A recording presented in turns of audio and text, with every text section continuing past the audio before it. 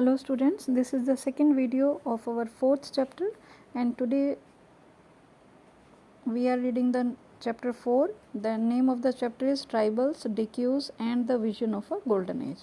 So in this chapter beta, earlier we have read about where the different tribal groups live. Some were jhum cultivators, some were hunters and gatherers, and what we have also studied about the various communities of tribal people like the Mundas, Santhals, Orians, Begas, Khons. So we have read about all these communities. So today we are starting from the next topic, that is some herded animals. Some tribal peoples used to herd animals. कुछ ऐसे tribal people थे जो जानवरों को पालते थे. So many tribal groups lived by herding and rearing animals. They were pastoralists who moved with their herds of cattle or sheep according to the seasons. तो उस टाइम पे बेटे बहुत सारे आदिवासी समूह ऐसे भी थे जो जानवरों को पालते थे और उसी से अपना गुजर बसर करते थे, और वो चरवाही भी थे जो कि अपने शीप और कैटल के ग्रुप्स को एक जगह से दूसरी जगह मूव करते थे सीजन्स के अकॉर्डिंग. जब भी कहीं पे घास की कमी या पानी की कमी हो जाती थी तो वो अपने जो एनिमल्स हैं उनको लेके दूसरे एरिया में मूव करते थे. So when the grass in one place was exhausted they move to another area. जो मैंने अभी आपको बताया कि जब किसी एक पर्टिकुलर प्लेस पे घास ख़त्म हो जाती थी तो वो किसी दूसरे इलाके में चले जाते थे. यहाँ बेटे नीचे कुछ ऐसी कम्युनिटीज़ के बारे में दिया गया है जो उस टाइम पे चरवाहे थे. Like the Van Gujjars of the Punjab hills, the Labadis of Andhra Pradesh were cattle herders, the Gaddis of Kullu were shepherds, the Bakarwals of Kashmir reared goats. तो उस टाइम पे बेटे जो वन गुज्जर थे पंजाब हिल्स में और लबादीज आंध्र प्रदेश में, वो दोनों ही कैटल हर्डर्स थे, मतलब मवेशियों को चराने वाले. गद्दीज जो थे कुल्लू में वो गडरिए थे, और बकरवालाज जो थे कश्मीर में वो गोट्स को पालते थे. तो ये अलग अलग कम्युनिटीज़ हैं जिनके बारे में हमने रीड किया.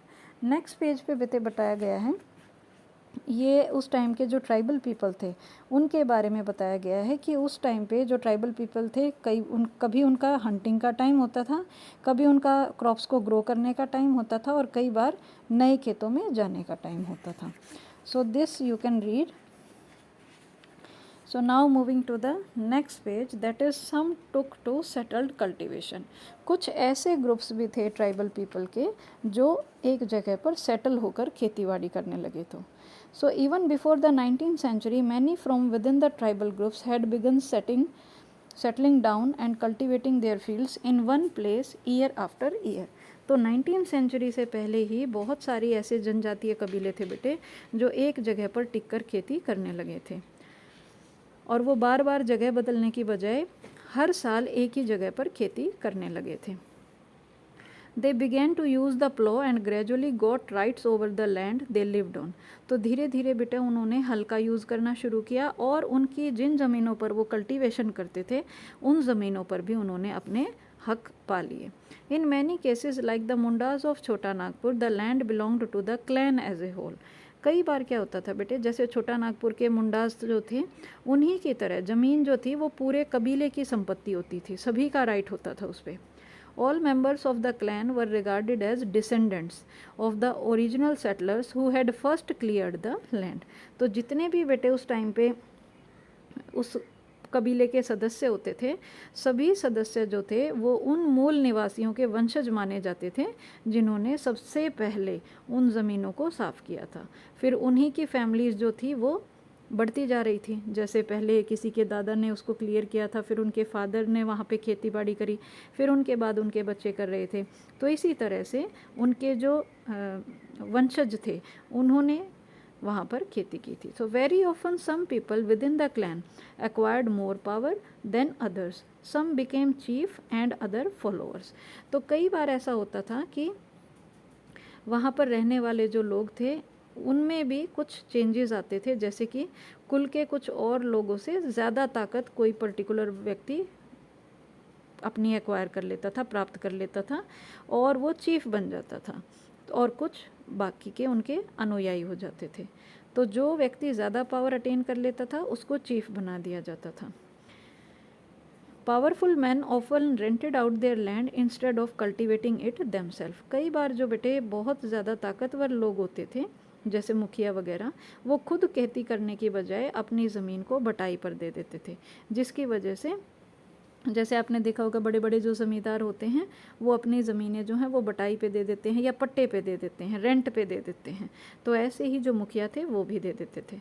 सो British officials saw settled tribal groups like the Gonds and Santhals as more civilised than hunter gatherers और शिफ्टिंग कल्टिवेटर्स। अब जो ब्रिटिश अफसर थे बेटा, उनकी नज़रों में जो गोंड और संथल थे वो एक जगह ठहर कर रहने वाले आदिवासी थे। तो इसी वजह से उन्होंने उनको ज़्यादा सिविलाइज समझा, किनके अकॉर्डिंग, जो हंटर गैदर्स या शिफ्टिंग कल्टिवेटर्स थे उनके कंपैरिजन में गोंड और सांथल्स को ज़्यादा सभ्य माना गया। तो those who lived in the forest were considered to be wild and savage, they needed to be settled and civilised.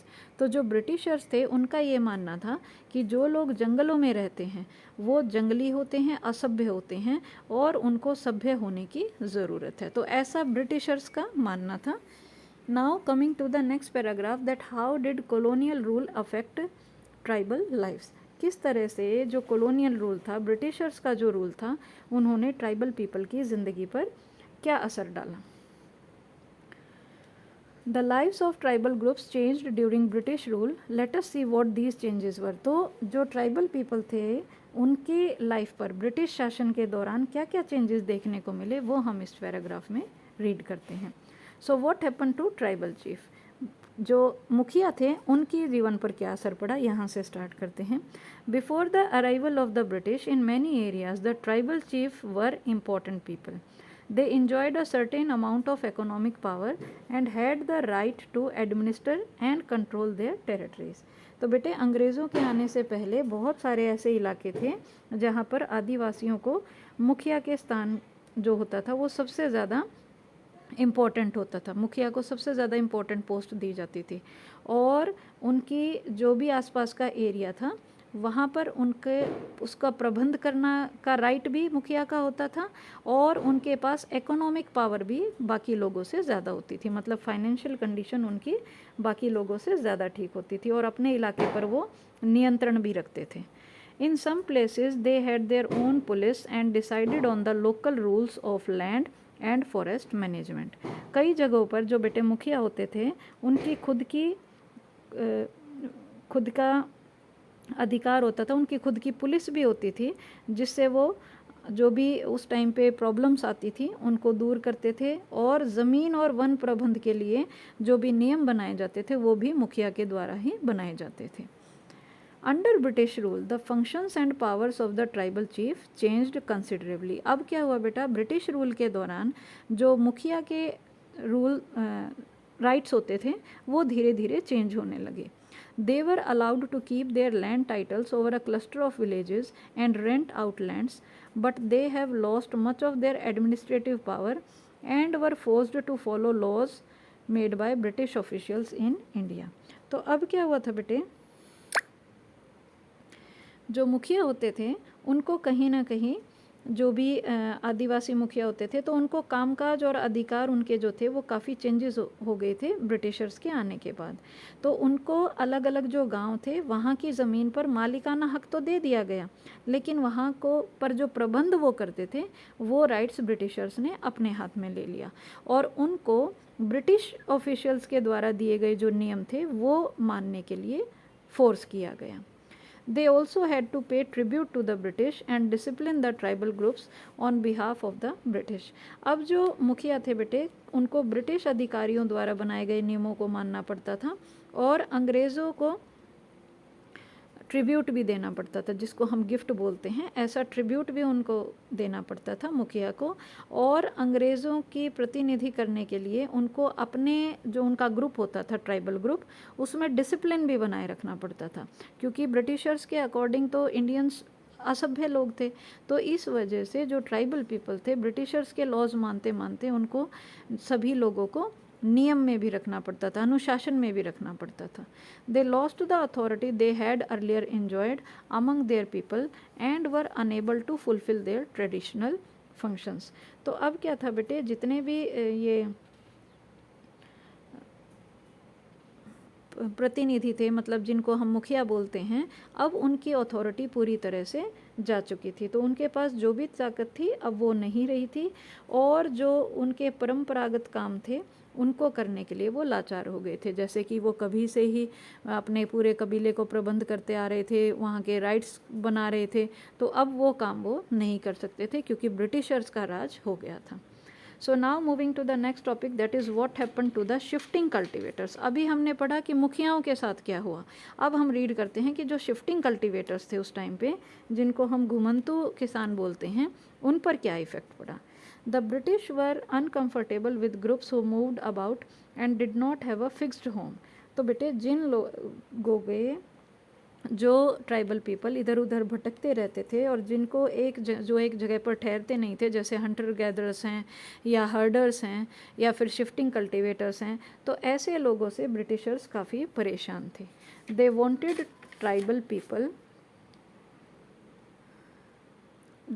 Tribal groups to settle down and become peasant cultivators. तो जितने भी ब्रिटिशर्स थे बेटे वो ये चाहते थे कि जो भी ये घुमंतु किसान हैं या हर्डर्स हैं या हंटर गैदरर्स हैं, वो सभी एक जगह पर बस जाएं, एक ही जगह पर रहने लगे और वो पीजेंट कल्टिवेटर्स बन जाएं, मतलब कि फार्मर्स बन जाएं। तो ऐसा ब्रिटिशर्स चाहते थे। Settled peasants were easier to control and administer than people who were always on the move. ऐसा ब्रिटिशर्स का क्यों मानना था, उसके दो रीजंस थे बेटे। एक तो जो एक जगह पर रहने वाले किसान होते हैं उनको नियंत्रित करना काफ़ी आसान था, उनको कंट्रोल करना काफ़ी आसान था। और दूसरा क्या, the britisher also wanted a regular revenue source for the state. तो जो ब्रिटिशर्स थे वो ये चाहते थे कि उनको रेवेन्यू भी मिलता रहे। तो फर्स्ट रीज़न तो ये था बेटे कि जो सेटल्ड पीजेंट्स होते हैं उनको कंट्रोल करना काफ़ी इजी होता है, और दूसरा ये था कि जो ब्रिटिशर्स थे वो एक रेगुलर रेवेन्यू सोर्स भी चाहते थे कि उनको रेवेन्यू मिलता रहे, जिससे कि वो अपना काम करते रहें। So they introduced land settlements, that is they measured the land, defined the rights of each individual to that land and fixed the revenue demand for the state. अब उन्होंने क्या किया बेटे, ज़मीन के बारे में कुछ उन्होंने नियम लागू कर दिए। उन्होंने ज़मीनों को नाप दिया और प्रत्येक व्यक्ति के हिस्से में जितनी भी ज़मीन आ रही थी वो तय कर दी कि आपके अंडर इतनी ज़मीन है, आप इस पे ग्रो करेंगे। और उन्होंने ये भी तय कर दिए कि किसको कितना रेवेन्यू देना है उसकी लैंड के अकॉर्डिंग। तो सम peasants were declared landowners, others tenants. As you have seen, the tenants were to pay rent to the landowner, who in turn paid revenue to the state. तो अब क्या हुआ बेटे, जो किसान थे उनको तो लैंड ओनर्स बना दिया गया और कुछ को टेनेंट्स, मतलब जो कि पट्टे पे ज़मीन को बोते हैं, इस तरह से उनको बना दिया गया।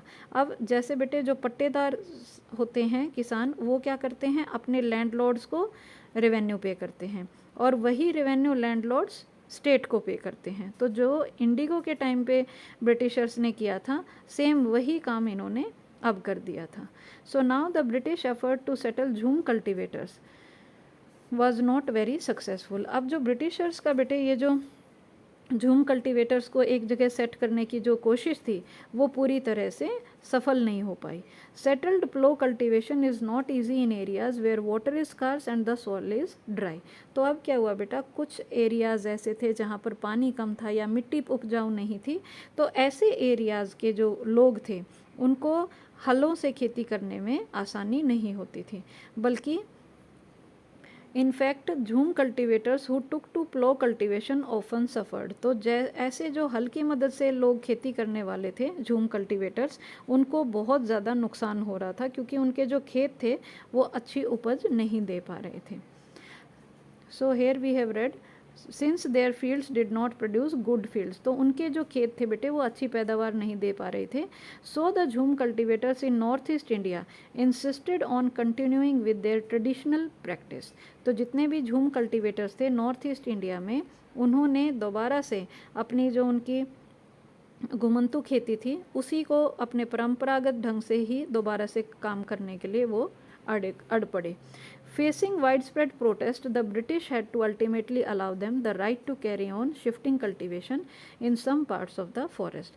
तो अब क्या हुआ बेटे, जब बहुत ज़्यादा लोग एक बात पर अड़ गए कि वो अपने परंपरागत ढंग से ही अपना काम करेंगे, तो इसकी वजह से क्या हुआ, बहुत बड़ा विरोध होने लगा। तो अंग्रेज़ों को आखिरकार उनकी बात माननी पड़ी और ऐसे कबीलों को जंगल के कुछ हिस्सों में उन्होंने घुमंतू खेती करने की छूट दे दी। तो आप बेटे लेफ़्ट साइड में देख सकते हैं किस तरह से जो ट्राइबल वर्कर्स हैं वो आंध्र प्रदेश में वर्क कर रहे हैं। So beta, we will continue our further topics in our next video. Till then, take care and have a nice day.